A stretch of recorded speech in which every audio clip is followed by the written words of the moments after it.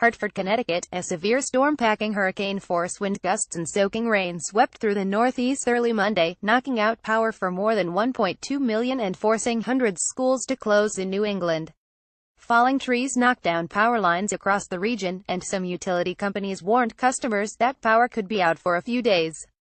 New England appeared to get the brunt of the storm, which brought sustained winds of up to 50 miles per hour in some spots.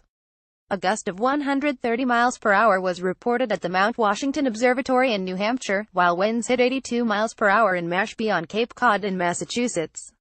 In the Boston suburb of Brookline, Helena Dunlap said her power went out after she heard a loud kaboom around 1:30 a.m. Monday. She went outside hours later to find a large tree had fallen on a neighboring home. "It really shook the whole place up," she said.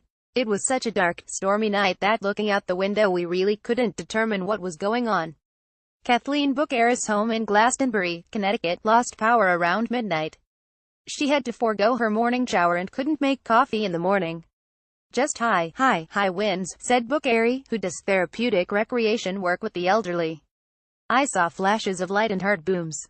I think it was the transformers." She said she stocked up on some food and other supplies as soon as she heard the storm was coming. "You're in New England. You've got to be ready," she said. Maine and New Hampshire also got pounded. The Portland International Jetport in Maine recorded a wind gust of 69 miles per hour, and the Amtrak Downeaster service canceled a morning run due to downed trees on the tracks. "We need about 24 to 48 hours to really get a good handle on what the scope of the damage is," Seth Wheeler, a spokesman for New Hampshire Electric Cooperative, told WMUR-TV. "We'll be making restorations along the way, but this is going to be a multiple-day event."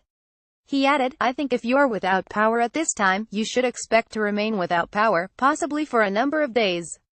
The storm began making its way up the East Coast on Sunday, which also was the 5th anniversary of Superstorm Sandy. That 2012 storm devastated the nation's most populous areas, was blamed for at least 182 deaths in the U.S. and Caribbean and more than $71 billion in damage in this country alone. The American Humane Society in Connecticut put out a call for volunteers on its Facebook page Sunday night to help deal with flooding in its dog kennels.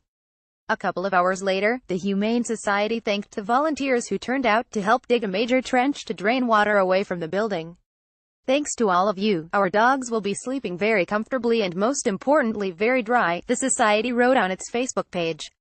The same storm system also caused problems earlier Sunday in Pennsylvania, New Jersey and New York.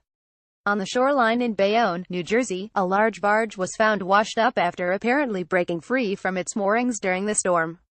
In New York, the rush hour got off to a rocky start as service on Metro North's Danbury branch in Connecticut was suspended due to a mudslide and signal power problems. Part of the Long Island Railroad's Ronkonkoma branch was halted because of power lines on the tracks. Video posted on Twitter showed unhappy commuters crowding a station. AP less than previous page next page greater than